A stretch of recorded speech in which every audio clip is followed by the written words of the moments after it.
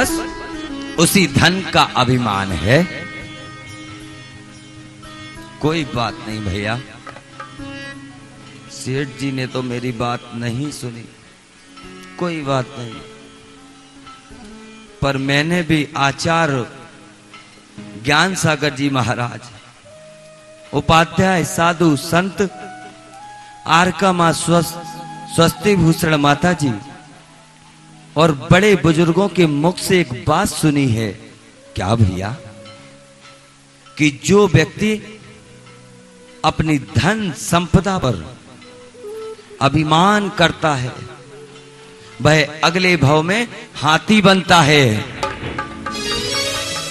हाथी? हाथी? हाथी? हाँ भैया, हाथी से एक बात याद आई। अरे तुमने सुना है अपने इस राजगिरी नगरी के राजा मुनीसुरत राजन का प्रधान हाथी ने पता नहीं कुछ दिनों से अन्न जल का त्याग कर रखा है। पता नहीं उसे क्या हो गया।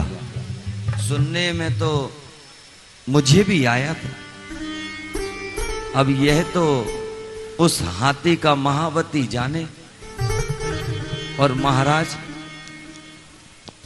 और महाराज पता नहीं अपने प्रिय हाथी के बिना कैसे रह रहे होंगे। अब क्या बताएं भैया, बात तो सही कह रहे हो तुम। चलो चलते हैं। अरे यह तो देखो अपने राज्य के महावत है ना, लग तो मुझे भी वही रहे हैं। तो चलो नीचे बात करते हैं। महावत जी, ओ महावत जी, कहां चले जा रहे हैं आप? कुछ नहीं, महाराजा जी के राज दरबार की ओर जा रहा था। महावत जी, एक बात पूछनी थी आपसे। हाँ हाँ भाई, क्या पूछना चाहते हो? तो कुछ ठीक नहीं है। महावत जी, क्या यह बात सत्य है? हाँ भाई, यह सत्य ही है। लेकिन महावत जी, ऐसा क्या हुआ? भैया क्या बताएं, कुछ दिन पहले की घटना याद है तुम्हें? जब बादल घिर आए थे और मेघ गरज रहे थे,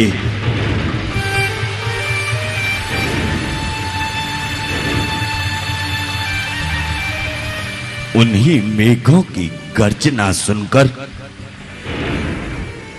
हमारे महाराज के मुख कांति ने खाना पीना छोड़ दिया।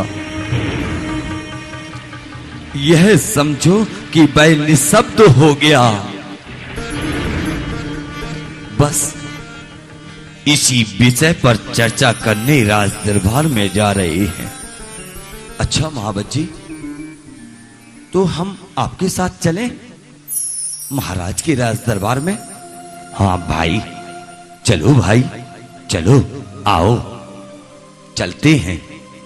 अरे ठहरो ठहरो, कहां चले जा रहे हो? हम राजा जी से भेंट करना चाहते हैं। अभी आप द्वार पर खड़े रहो, हम महाराज से आज्ञा लेकर आते हैं। ठीक है।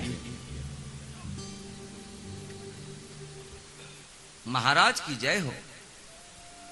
महाराज, कुछ पिरजावासी और आपका मुख्य महावत आपसे भेंट करना चाहते हैं। उन्हें राज दरबार में लेकर आओ। जियो आज्ञा महाराज। आइए आइए, आप तीनों आइए। महाराज की जय हो। राजगिरी नरेश की जय हो। कहो महावत, कैसे आना हुआ?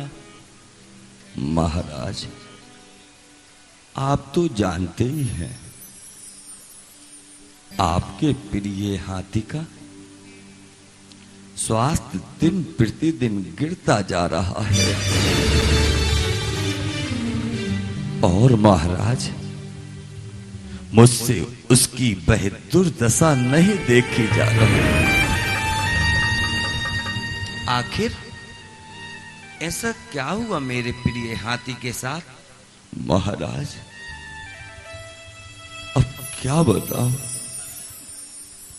कुछ दिन पहले आकाश में घनघोर बादल छा गए और मेघों ने जोर जोर से गर्जना प्रारंभ कर दिया।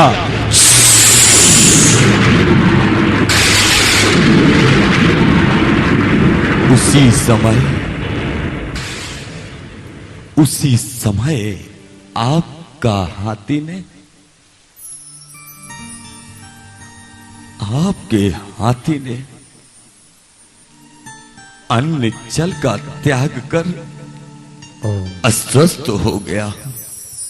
अवधि ज्ञान से विचार करते हैं, आखिर ऐसा क्यों हुआ? मुंशिबित महानाथ राजगिरी नरेश अपने इस संवाद को सुनकर अवधि ज्ञान से विचार करते हैं, हाथी ने यह जो खाना पीना छोड़ा है, उसके पूर्व पर्याय में किए हुए कुदान का, धन के घमंड का दुष्परिणाम है कि उसे हाथी की योनि में जन्म लेना पड़ा। महाराज, हमें क्या आप छोड़ कर चले जाएंगे? हम तो अपने निवारण के लिए आपके राज दरबार में आए थे। हम आपकी सेवा कैसे कर पाएंगे? नहीं महाराज, हमको छोड़कर नहीं जाना।